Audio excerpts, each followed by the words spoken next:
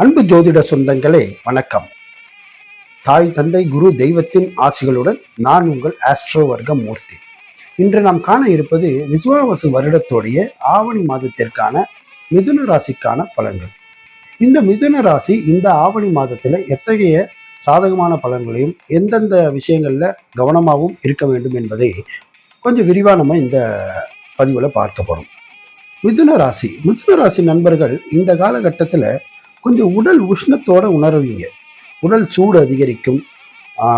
அடிக்கடி பிரயாணம் செய்யக்கூடியவர்கள், வண்டி வாகனம் ஓட்டக்கூடிய டிரைவர்ஸ், இந்த மாதிரி இருக்கக்கூடிய நண்பர்களுக்கெல்லாம் பேசிக்காவே அவங்களோட உடல் உஷ்ணம் கொஞ்சம் அதிகமாகவே இருக்கக்கூடிய நண்பர்களாக இருப்பீங்க.